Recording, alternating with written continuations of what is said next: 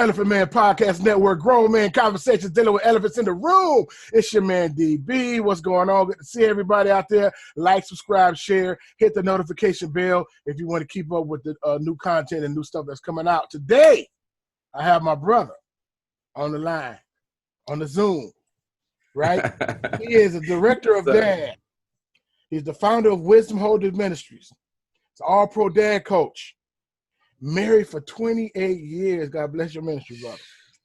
The father of 2 adult boys, my brother in Christ, Minister Brian Carter. What is going on, brother?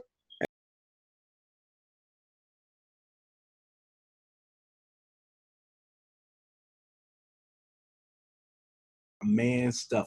I don't play when it comes to talking because see, my dad didn't. He being a pastor, being I don't know how. The Freedom Riders thing, man. He said he was a part of the Freedom Riders. Yeah, oh man, yeah. And so, with this being Juneteenth and all these things that are going on and stuff like that, but that was built into him.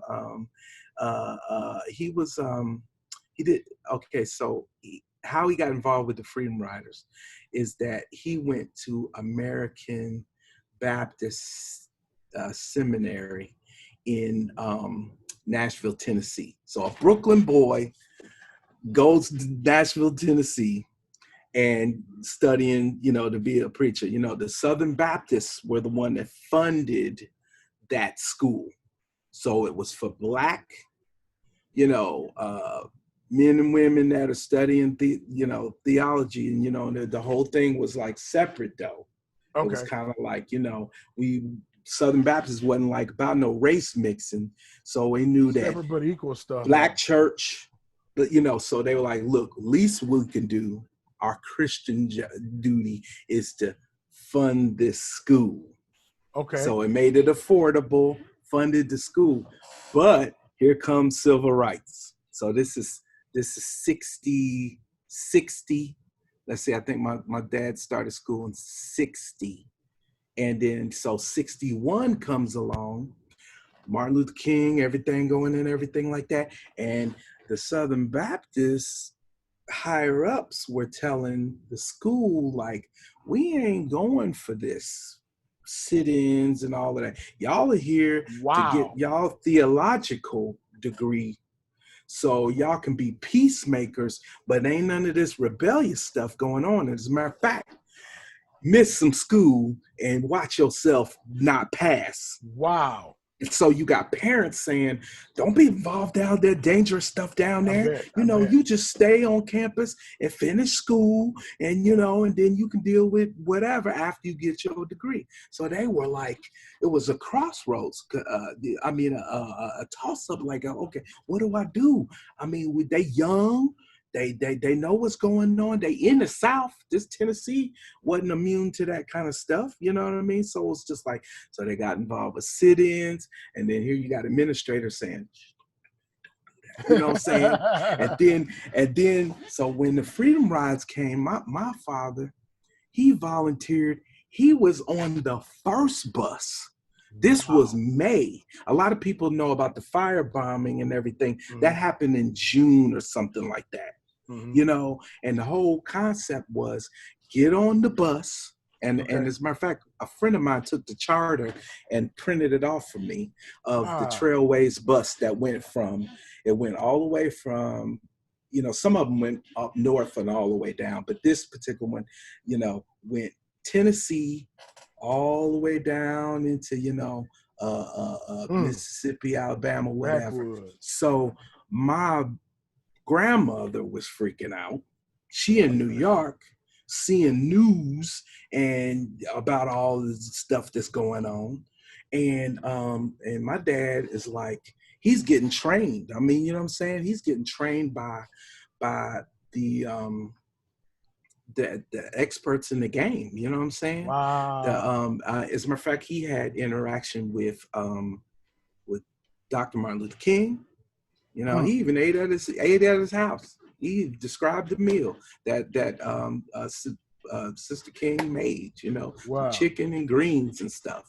So he was, and he said that Dr. Martin Luther King wanted to know his opinion as a student who was from the North. He said he knew the Southern, you know, people who grew up in it, grew up in Jim Crow, grew up in, you know, in segregation. But he wanted to know. And he called him Joe. Joe, what do you think? What do you think about this? What do you think about that? He even asked my father's opinion as to they were going to do this march. And people were saying, okay, Martin, you can't be in the front. Man. We got to protect you. We got to put you kind of like in the middle. And he actually asked my dad, Joe, what do you think about that? And my dad, you know, I mean, he's still young and everything and impressionable. He was like, yeah, you need to be in the middle. you know, something jump off, you know what I'm saying? But they had to train, especially the New York boys, the boys that was from the East and everything, who wasn't used to getting called, you know, nigger and getting beat on and everything. They had to go through vigorous training on how to get drinks spilled on them and getting spit at and getting called nigger, getting tugged on and everything. They had to agree to that training before they were even get involved with sit-ins. So by the time it was time for the Freedom Ride, they already knew what the cost was. And so soon as they got down Mississippi, soon as they got off the bus, they were immediately arrested. The police and everything had it all guarded off. They were at the trail race station with guns and everything, waited for, hauled them off in a paddy wagon. And you know, Senator John Lewis? Yeah. He went to school with my dad. Wow.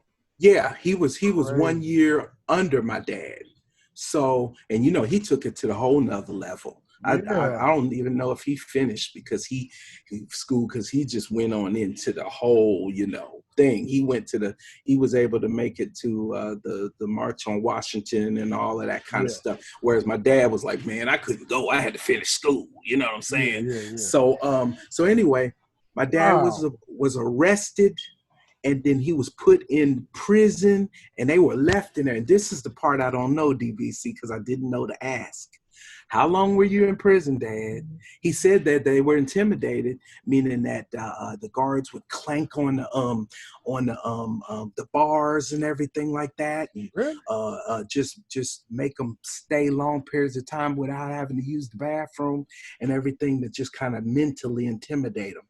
They wasn't gonna treat them like full-grown prisoners, but they wanted to get in the mind that you don't want to keep doing this, black boy, because you gonna be in it. So the mug shot to everything. And I found my dad's the mug shot. I found the mug shot. I went to my buddy went to the museum that's down there, the Civil Rights Museum in Memphis. And he said, man, because I told him my dad was a freeman. He's like, man, I think I seen a picture of your dad. I said, why didn't you take a picture?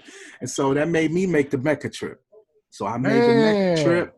I made the Mecca trip down there, and sure as day, they got a big poster, and even in the gift shop. So I bought a whole bunch of them with everybody that got arrested during the Freedom Rides during that time. So it was basically the summer of '61, from May all the way through, you know, the summer.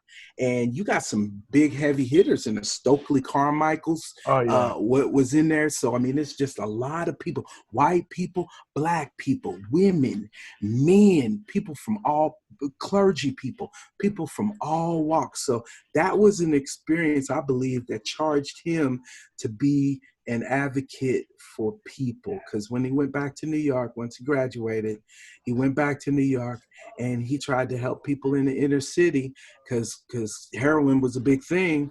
You know what I'm saying? You know, heroin is just to dilute the you know, the power movement, drugs being flooded into the communities and everything.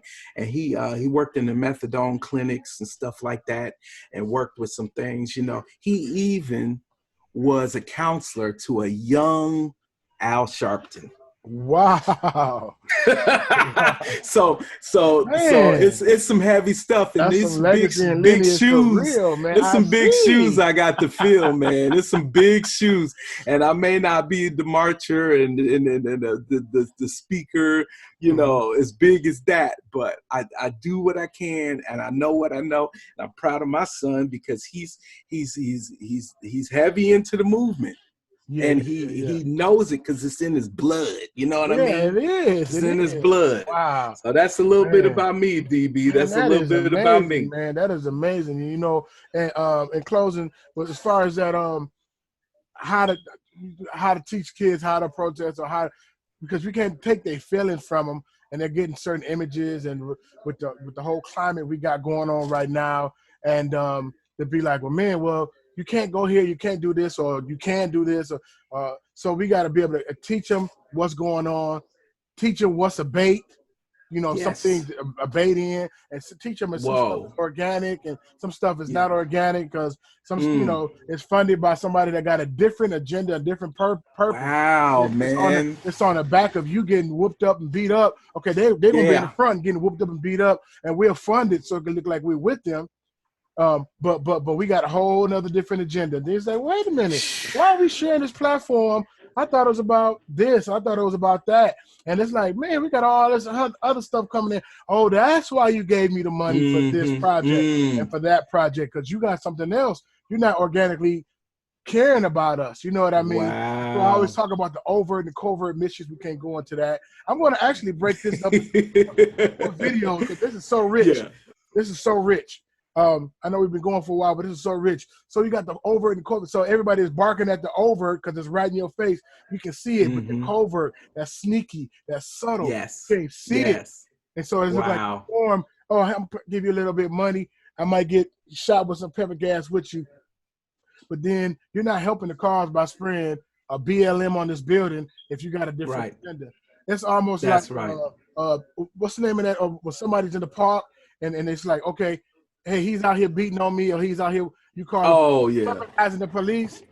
I think that's weaponizing the hate groups. That's weaponizing everything. You know what I mean? So if you spray it on there and it's not organic, and now they paying to that, and then they paying to a car on fire that you set on fire, and then they paying to us with a sign, and then you put all these images. You think we did all of that? Now I'm not saying we know Boy Scouts out there. Some of the stuff we but a lot of the stuff, it's like, wait a minute, we ain't been in no doggone cemetery spraying BLM on no doggone headstone. We don't go to cemetery like that.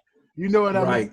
And so it's a lot of different things. You race baiting and taking down Confederate flags, and it's like, we didn't ask you to take down no Confederate flags or no Confederate statue. Doing this, you getting them boys, and I'm not saying this out of fear, but you getting them, I know what you're saying. You getting them boys worked up. You know, and it's too much change all of a sudden, and they getting overloaded, and they think, oh, we gonna get our ARs. We finna. It's like, bro, ain't nobody want no civil war. You want a civil war. We just wanted a foot staying off our neck, a knee staying off our neck. That's all we want. And be treated. And listen. What's the scripture talking about? You have to understand it's not a war against flesh and blood, it's principalities, powers, spiritual wickedness in high places. And we have to know those systems, and that's what dads are for. That's what uncles are for. That's what black men in the community, strong black men. What we have to recognize too is that if we have these windows where we could talk to our children, then we can get these in. If we create these circles, trusted circles, where they can get wisdom from, the brotherhood. You know what I'm saying? I'm in the process now. I'm becoming godfather to a lot of kids. I don't have any daughters, but I'm becoming godfathers to a lot of girls because I want to show them the right way. I want them to hear a straight shot. I'm opening the black book and I'm letting them know all the player games and everything, so they can be strong, because unfortunately not guaranteed to have a man. There's more women than men. You know what I mean? There's more children than women and children than men. So what we have to do is be like, okay, I got to teach you how to survive on your own and not be bitter. Yeah. Don't be mad at the black man. Just understand where it come from. If you don't know the history of how he been ripped away all the time, then you won't understand in 2020 why he running away from the relationship. He was ripped away, and then now he running away. You know, wow, so you got to understand that, and so if you don't teach that, that's what a father teaches. That's when you teach your daughters that. Absolutely. Then that's what a community father, a spiritual father. That's what we teach. And so we'll be doing that until our casket closed. And with modern technology, with the opportunities like what you have here, it's perfect. Right. Because of the fact that now it's archived, it's there, it's undeniable. Somebody can watch it in their time. And it's time capsuled, so to speak. You know what I mean? Yeah. And God has created this perfect opportunity to disseminate wisdom, you know? So I appreciate you, man. Wow, man. Elephant Man Podcast, Grown Man Conversations, dealing with elephants in the room. My man, Minister Brian Carter, thank you. We got to have you back on here and Absolutely talk about a lot of different things on how to conversate with teens and how to de-escalate problems and giving them a reality, you know. And I can understand, like you said, the frustration. And, you know, a lot of times they say, if I was y'all, I wouldn't have did it like this. And if I was a granny, I wouldn't have did it like that. And if I was a slave, I'm like, bro, you wouldn't have, man. What? You are in chains and they got a gun. So you're not, I mean, this sounds good and I understand your anger and frustration, but you're gonna fall in line just like that. We just in a place, we standing on the shoulders of our ancestors and the people that came before us, but we don't throw them down. You know, I seen one mean, I'm not my ancestors, I will F you up. It's like, I mean, what do you mean? You feel what I'm saying? So we got to teach them the right way. And we're not trying to put out the fire, but put the direction or purpose to fire. So, man, I thank you, man. I'm going to break this up in a couple of videos because this is so key. In certain places I'm going to cut. I'm going to probably cut it into 4 videos, man. And cool. Anything you want to say in closing? I just want to say is just as far as Black men's concerned, man, I'm a member of a group called the Black Men's Group here in Indy. And we have to take time for each other for dialogue. You know, we got to talk about racism. We got to talk about, you know, our relationships with women. We got to talk about even our schisms with God. You know what I'm saying? I mean, we can mess around, be mad with God and try to, you know, call him the white man's God and everything like that without understanding everything happens for a reason and there's a purpose. And then we have to put some charters together, man, as to what we expect the next group of Black men to be and to do. If we don't tell them what we at least are expecting them to do based on our mistakes, based on the triumphs and the failures of our forefathers, then they ain't gonna naturally know what to do. So we got to put this on paper. It can't be a movie either, you know, with a whole bunch of ups and downs like Tyler Perry movies and Spike Lee movies and stuff like that. You know, it's got to be something like a charter, something on paper, and with no egos in it either. You know what I'm saying? No egos. Just put it and just make it what do they call it? Tapestry or whatever. Yeah. You know what I'm saying? And you put your piece in on the DB. I put my piece in on it. You know what I'm saying? My brother put his piece on it, and it become a beautiful quilt that we pass on to the next generation. Wow. You know what I'm saying? Yeah. Man, we'll be in a whole nother series. That's where I'm at. Okay, man. Thank you, man. We're gonna chat, man, and I'm gonna put the information in the bottom. All right, brother. I'm gonna talk to you in a minute, man. Appreciate you, brother. All right, brother. Perfect.